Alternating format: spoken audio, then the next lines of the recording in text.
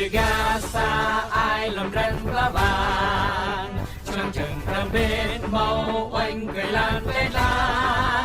lan cơ xem ru bờ sắp ấy qua ban con. Tháng rồi, chính phủ Mỹ mở ra một chương trình bảo lãnh tư nhân Welcome Corps để làm tổng cái điều kiện kêu gọi người dân Mỹ, người có quốc tịch Mỹ và thường trú nhân Mỹ có thể đứng ra bảo trợ bảo lãnh cho những người tị nạn từ khắp nơi trên thế giới sang Mỹ định cư và hỗ trợ họ trong cái việc tái định cư lúc ban đầu. Thì cái chương trình này mở ra hy vọng như thế nào cho những người Việt Nam tị nạn, những người chạy lánh sự đàn áp từ trong nước hiện đang chờ đợi ở các nước Đông Nam Á, đang chờ đợi cơ hội được tái định cư ở nước thứ ba, thì cái hy vọng đó đối với những người tị nạn Việt Nam ra sao? Mời quý vị cùng tìm hiểu trong câu chuyện ngày hôm nay với nhạc sĩ Nam Lộc, đại sứ quốc tịch của Sở Di trú và Nhập tịch Hoa Kỳ. Ông cũng là người đứng ra kêu gọi cộng đồng người Việt tại Mỹ hãy giang tay bảo trợ bảo lãnh những người Việt tị nạn đang lánh nạn ở các nước thứ ba, ở các nước Đông Nam Á và chờ đi định cư ở các nước thứ ba như Mỹ, Canada hay là ở các nước Tây Âu. Thì một lần nữa cảm ơn nhạc sĩ Nam Lộc đã có lời kêu gọi này và dành thời gian cho chương trình ngày hôm nay. Dạ vâng, xin chào cô Trà My và kính gửi lời chào tái ngộ đến quý vị khán giả của chương trình VOA ạ. Dạ, cảm ơn anh rất là nhiều. Dạ, mình nói về cái chương trình gọi là Welcome Corps, tức là người công dân Mỹ hoặc là thường trú nhân Mỹ có thể đứng ra bảo lãnh cho người tị nạn mà họ biết ở các nơi trên thế giới tới Mỹ để mà định cư sinh sống một cuộc sống và là tự do hơn, an lành hơn. Thì trước đây người tị nạn ở các nơi cũng được Mỹ giang tay đón tiếp hoặc là cứu giúp bằng nhiều cách, và dĩ nhiên là trong những cái chương trình tiếp nhận người tị nạn đó thì ở nước Mỹ cũng đã có rất là nhiều những tổ chức phi chính phủ, phi lợi nhuận, những tổ chức mà có rất là nhiều những nguồn quỹ khác nhau, họ hoạt động chỉ chuyên nhằm giúp đỡ người tị nạn mà thôi. Thì như thế thì mình hiểu là cái công việc mà giúp đỡ người tị nạn ở Mỹ là không có thiếu những nguồn lực, những cơ quan. Nhưng mà tại sao lần này Bộ Ngoại giao Mỹ lại mở chương trình tư nhân bảo lãnh tư nhân, tức là cho phép công dân Mỹ, thường trú nhân Mỹ bảo lãnh người tị nạn, thưa anh? Dạ vâng, thưa cô Trà My, theo tôi thì nó có hai cái lý do. Lý do thứ nhất là nước Mỹ đang muốn trở lại cái tinh thần hào hiệp của người Mỹ. Người Mỹ mà chúng ta biết, nước Mỹ mà chúng ta biết, đặc biệt là đối với người Việt Nam thì chắc cô Trà My và quý vị khán giả còn nhớ là vào cái thời điểm 30 tháng 4 1975 thì toàn bộ 130.000 người tị nạn Đông Nam Á đến Hoa Kỳ hoàn toàn là do tư nhân bảo lãnh, hoàn toàn là do các cơ sở tôn giáo, những người tình nguyện, chứ còn chính phủ thì cũng không có dính vào chuyện đó. Chính phủ chỉ có điều hành thôi, còn tất cả những người bảo trợ đều đón nhận những người tị nạn hoặc là về ở chung với họ, hoặc là thuê mướn nhà cửa để cho họ sống. Cái tinh thần hào hiệp của nước Mỹ kéo dài suốt cả 5 năm trời, từ năm 1975 cho đến năm 1980, khi mà cái đạo luật Refugee Act of 1980 ra đời đó, thì lúc đó chính phủ họ take over, họ điều hành và bắt đầu họ giao cho các cơ quan thiện nguyện mỗi đầu người là bao nhiêu tiền để quý vị định cư, rồi quý vị tìm người bảo trợ. Vì thế cho nên lý do thứ nhất tôi vừa nói rằng chính phủ muốn tìm lại cái sự hào hiệp, hào phóng của người Hoa Kỳ. Cho nên trong cái chương trình mà Welcome Corps đó, họ dự định là họ mong muốn là sẽ tuyển mộ được vào khoảng 10.000 người Mỹ. Người Mỹ có thể là người Mỹ gốc Việt, người Mỹ gốc Âu Châu, người Mỹ gốc Nam Mỹ, vân vân. Họ muốn tuyển mộ vào khoảng 10.000 người đứng ra để có thể tiếp tay chính phủ Hoa Kỳ để định cư 5.000 người tị nạn trong tài khóa 2023. Và lý do thứ hai thì thưa cô, chính phủ Hoa Kỳ trong năm nay, trong tài khóa năm nay dự định là sẽ nhận vào khoảng 125.000 người tị nạn vào Hoa Kỳ. Nhưng nếu có cái chương trình bảo lãnh tư nhân này thì dĩ nhiên là họ có thể nhận thêm 5.000 người nữa. Tức là thay vì 125, họ sẽ nhận 130 chẳng hạn. Đó là cái lý do thứ hai, tức là có thể định cư được nhiều người tị nạn hơn nữa. Và nếu chương trình này thành công đó, thì tôi tin là sang năm họ có thể tăng từ 5.000, có thể lên đến 10.000 hay là nhiều hơn. Nói một cách khác là họ mong tư nhân sẽ hỗ trợ chính phủ để có thể bảo lãnh cho người tị nạn càng đông càng tốt, thưa cô. Dạ, cảm ơn anh Lộc rất là nhiều. Mình lượt qua những cái lý do thì anh cũng có liên hệ với tình trạng người tị nạn trước đây, tức là sau năm 75 thì còn làn sóng người tị nạn Việt Nam chủ yếu là thuyền nhân tới Mỹ ồ ạt, một cái làn sóng rất lớn, và lúc đó thì đã mở ra những cái chương trình mà chúng ta đã biết là nhiều người Việt Nam hiện bây giờ đang định cư tại Mỹ đó là họ còn nhớ lại những cái quá khứ của họ, hoặc là những cái buổi đầu khi mà họ tới đây còn bỡ ngỡ là có rất là nhiều những cá nhân có, những hội đoàn, nhà thờ, công giáo, tất cả những tổ chức dân sự ở Mỹ họ đứng ra họ bảo trợ. Tức là nếu quý vị nghe những cái câu chuyện là tôi tới Mỹ tôi được người này người kia bảo lãnh, tôi được gia đình Mỹ bảo lãnh vân vân, đó là cái câu chuyện chương trình bảo trợ bảo lãnh tư nhân mà chúng ta đang nói đây. Nó đã có từ những năm cuối 70 và đầu 80 ở nước Mỹ rồi, và bây giờ mở lại cái chương trình Welcome Corps để đón nhận người tị nạn trở lại là một cái lời kêu gọi tư nhân, tức là kêu gọi người dân, người công dân Mỹ hoặc thường trú nhân Mỹ góp sức thêm, giúp chính phủ Mỹ đón tiếp người tị nạn được nhiều hơn, được gọi là chu đáo hơn và được nhiều toàn diện hơn. Cũng có một cái lý do khác mà Trâm nghĩ cũng là góp phần, có nghĩa rằng là trong những năm gần đây thì có những cái chiến dịch mà lại gọi là thu hẹp lại người tị nạn ở Mỹ. Theo những cái tin tức gần đây thì quý vị cũng biết là nhất là thời của cựu tổng thống Donald Trump thì cũng có thu hẹp lại những cái việc nhận người tị nạn, và vì vậy cũng có ảnh hưởng tới những cái tổ chức NGO, những tổ chức phi lợi nhuận chuyên giúp đỡ tái định cư cho người tị nạn. Cho nên là vì vậy mà bây giờ nếu mà nhận lại người tị nạn nhiều như thế đó thì không kịp mở ra thêm những cái xã hội dân sự, những cái tổ chức đó, thì cũng kêu gọi tư nhân, tức là kêu gọi người dân góp tay vào. Cảm ơn anh. Cái chương trình này thì nó sẽ có 2 giai đoạn, nó bắt đầu đã mở ra từ cuối tháng Giêng cách đây vài tuần, và Trâm được biết là nó sẽ có 2 giai đoạn, mỗi giai đoạn nội dung cụ thể ra sao, thời điểm như thế nào thưa anh? Dạ vâng, thưa cô Trà My và thưa quý vị, theo nội dung của cái bản thông cáo báo chí cũng như là cái chương trình bảo trợ tư nhân của Bộ Ngoại giao Hoa Kỳ, thì như cô Trà My vừa trình bày là sẽ có 2 giai đoạn. Phase 1, giai đoạn đầu đó, từ nay cho đến vào khoảng tháng 6 đó, thì họ sẽ tiếp nhận những người bảo trợ đứng ra để xin bảo lãnh những người tị nạn. Tuy nhiên những người tị nạn được nhận vào trong khoảng cái phase 1 trong giai đoạn đầu này đó là đều là những người đã và đang được chính phủ Hoa Kỳ phỏng vấn và chấp thuận, tức là họ nằm ở trong cái pipeline, tức là những người này sớm muộn thì cũng sẽ đến Hoa Kỳ và được chấp thuận rồi. Tuy nhiên thay vì để đợi các cơ quan thiện nguyện tìm người bảo trợ thì họ muốn có thêm bảo trợ tư nhân để cho những người này đi sớm chừng nào hay chừng đó. Đấy là cái giai đoạn đầu. Giai đoạn thứ hai họ dự trù vào khoảng tháng 6 này đó, thì những người bảo trợ có thể lựa chọn người mà mình muốn bảo trợ, tức là identify cái người mình muốn bảo trợ, sau đó mình giới thiệu cho cái bộ phận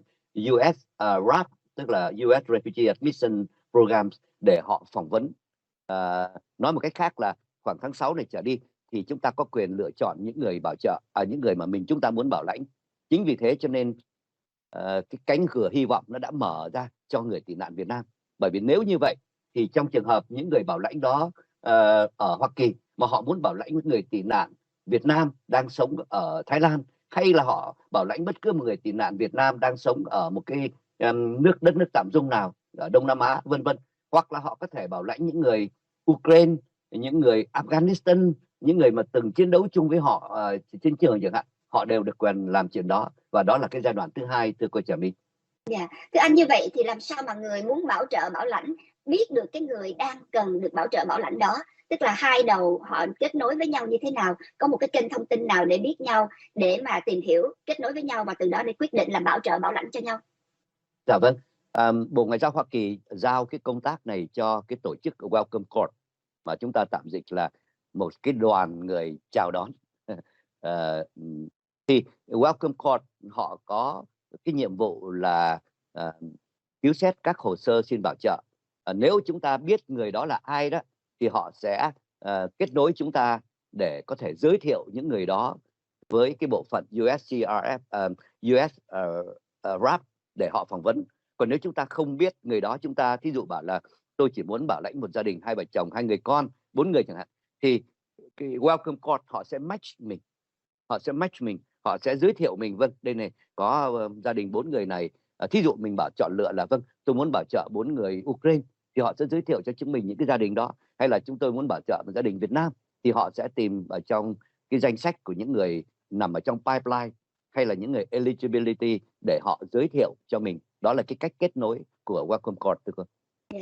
Những người mà anh nói là eligible đó, tức là những người có hội đủ điều kiện. Như vậy là có 2 cách. Một là những người ở Mỹ này mà muốn bảo lãnh người tị nạn ở đâu đó trên thế giới mà biết được họ rồi, tức là có thể là người Việt đang biết được một cái gia đình tị nạn đang ở Thái Lan chẳng hạn, tôi biết cái gia đình đó đang gặp hoàn cảnh khó khăn và tôi muốn đứng ra bảo lãnh họ, thì có thể đề nghị cái tên tuổi, xác định những cái người mà mình muốn bảo lãnh đó với cái nhóm Welcome Corps này để họ xét duyệt. Còn nếu không mình chưa biết ai cả, mình muốn tham gia cái chương trình này thì mình liên lạc với Welcome Corps để tìm trong cái danh sách mà họ đang có những người hội đủ điều kiện đó, để mình chọn mặt gửi vàng, tức là không phải là chọn mặt gửi vàng mà thực sự là mình lựa chọn cái người mà mình cảm thấy thích muốn bảo lãnh. Dạ, cảm ơn. Như vậy thì xin hỏi cái điều kiện của người muốn đứng ra bảo lãnh người tị nạn đó thì phải cần hội đủ những điều kiện gì về tài chánh, nhân thân, lai lịch, hay là về quá trình đóng góp cho xã hội, họ đòi hỏi những cái điều kiện như thế nào thưa anh? Dạ vâng, thưa cô,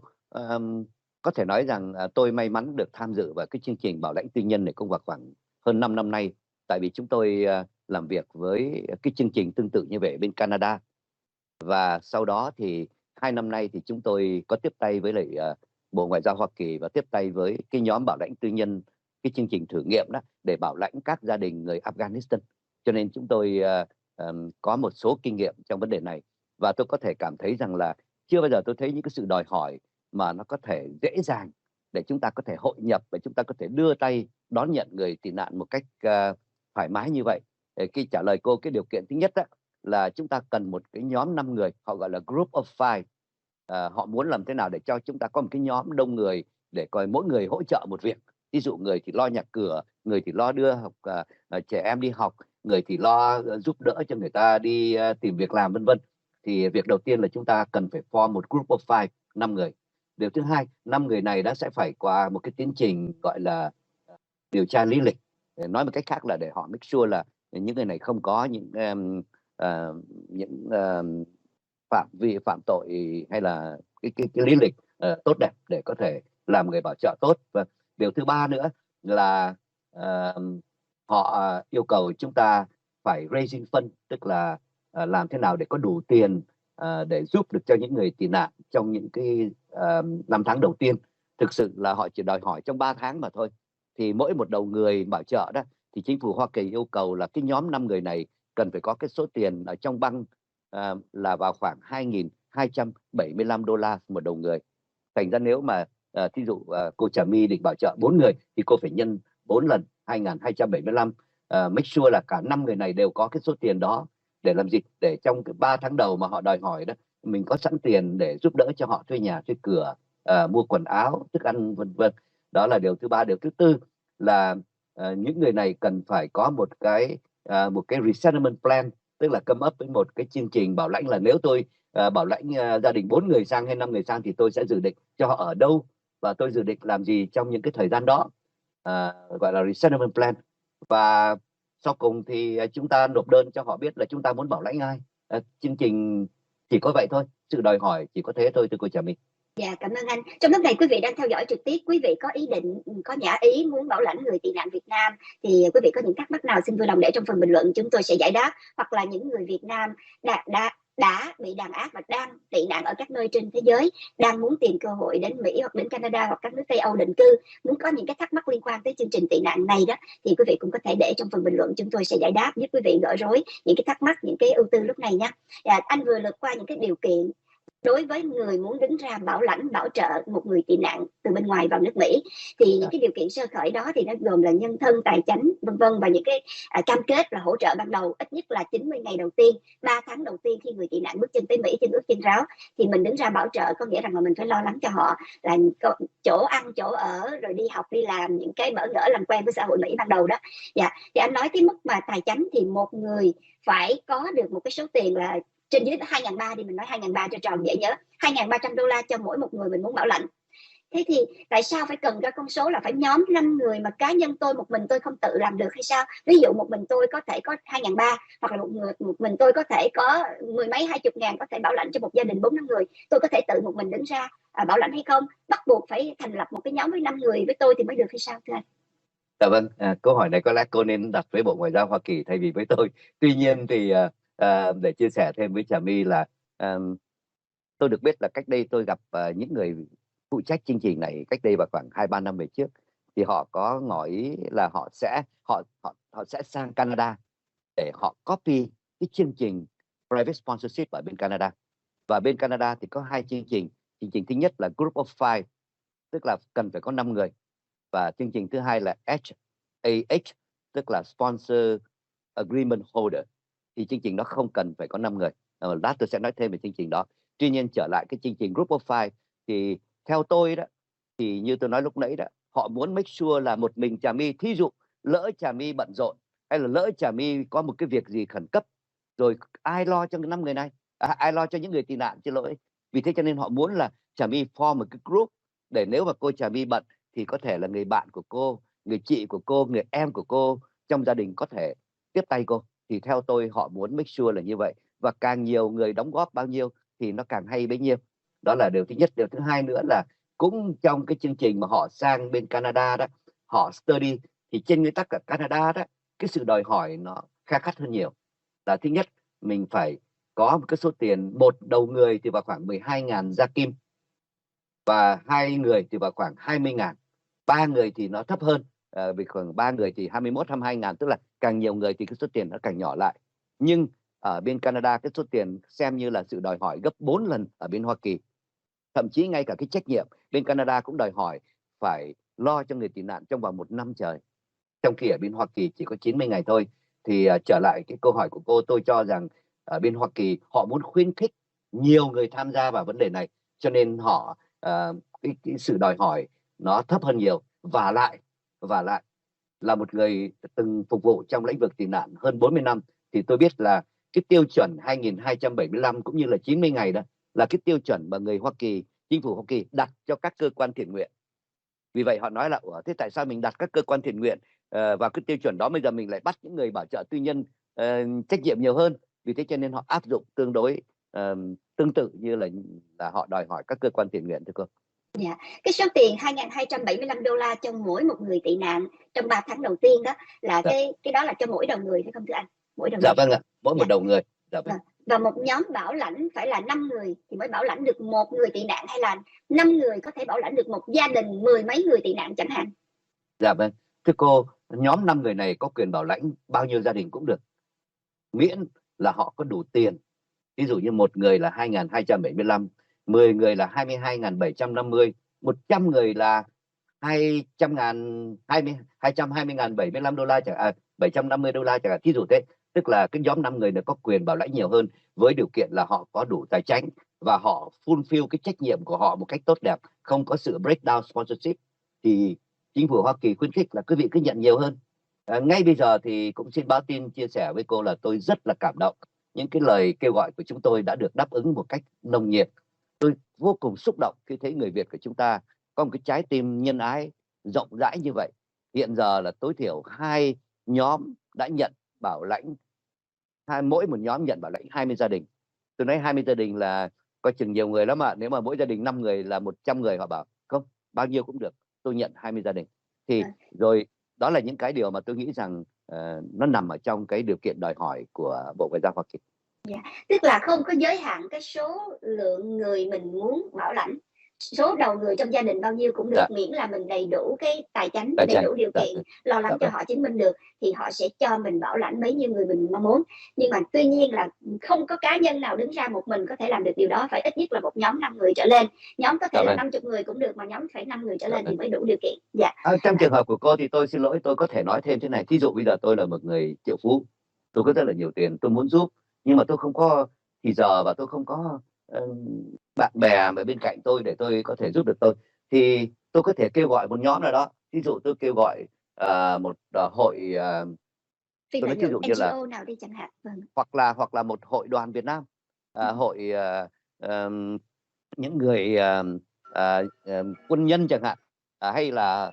hội cộng đồng người Việt chẳng hạn. Họ bảo vâng, chúng tôi sẽ sign up vào,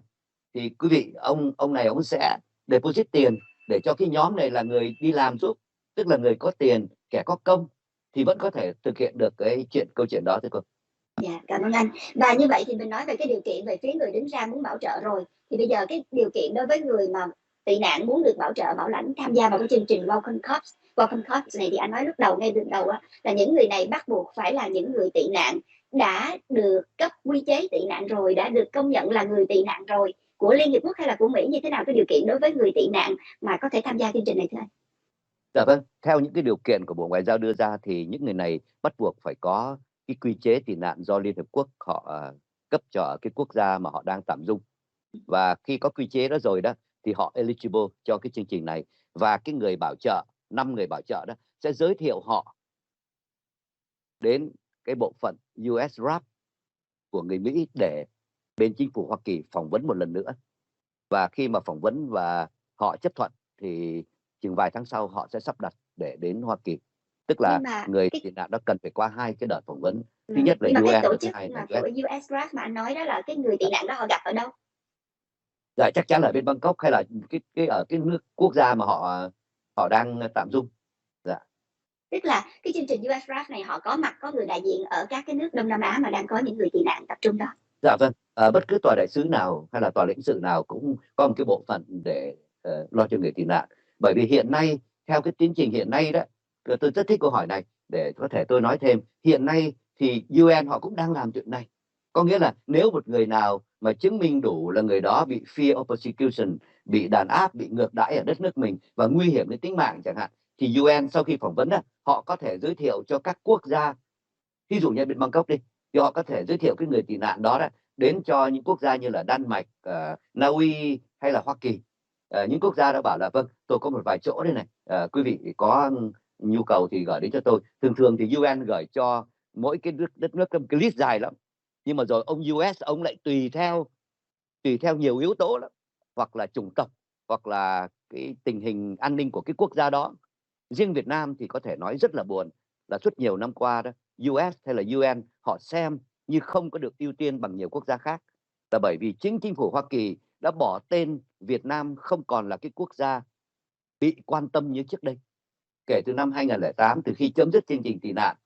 thì ở Việt Nam đó thì Hoa Kỳ đã không còn xem Việt Nam là một quốc gia quan tâm, cho nên những người đi từ Việt Nam rất là ở ưu tiên thấp. Thì trở lại với câu hỏi của cô Trà My, cho đến bây giờ thì thỉnh thoảng nhỏ giọt họ đưa một vài gia đình qua định cư ở các nước Âu Châu hay là bên Hoa Kỳ. Nhưng với cái chương trình này thì thay vì họ cứ bị động để ngồi xem chừng nào ông UN ông biết thương, ông cho mình đi, hay là ông US ông có chỗ ông cho mình đi, thì chương trình này mình chủ động. Ví dụ bây giờ tôi bảo là Trà My ơi, tôi là một ký giả ở Việt Nam, chúng ta đã từng làm việc với nhau, bây giờ tôi đã bị ngược đãi, tôi đang sống ở Thái Lan, thì Trà My hay là Voa chẳng hạn rất là quan tâm với đương sự, thì có thể form một cái nhóm nào đó, vâng, để tôi bảo lãnh, thay vì người đó cứ chờ để một ngày nào đó ông UN ông mới cứu sát đến mình. Thì đây là cái trường hợp mà để trả lời câu hỏi của cô là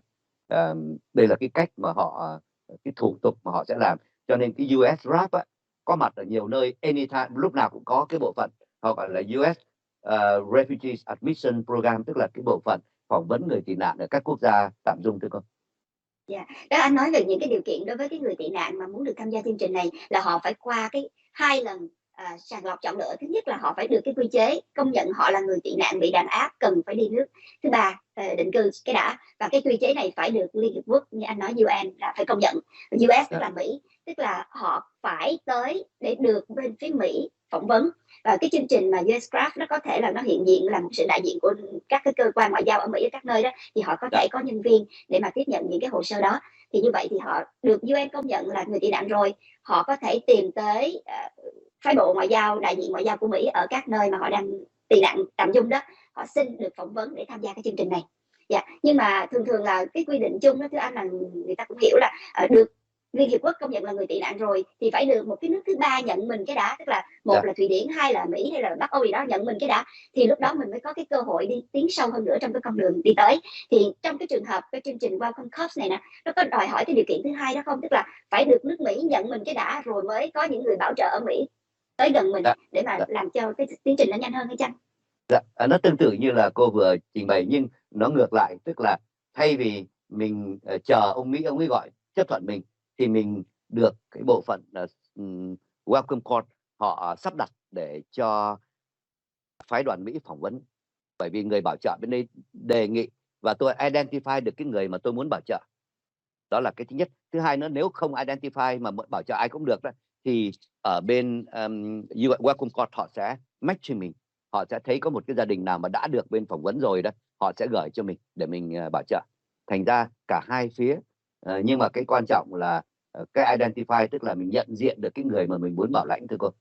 Dạ. Như vậy đó là cái tiêu chuẩn đối với cái người tị nạn đó là họ cũng coi như là trên cái con đường họ đi cũng là 80% rồi, họ gần tới đích rồi. Thì cái chương trình Welcome Corps này nó đẩy cái chương trình tới đích nó nhanh hơn. Tức là thay vì chờ cho chính phủ làm thì nó lâu quá, và Welcome Corps này kêu gọi người dân hợp sức với chính phủ để mà có thể mở rộng tay, có thêm nhiều điều kiện đón người tị nạn nhanh hơn, nhiều hơn nữa. Thì mình cũng hiểu là cái dạ. Xin lỗi cô, lời cắt nghĩa của cô khá đúng với nhiều người tị nạn, nhưng đối với người tị nạn Việt Nam thì ngược lại,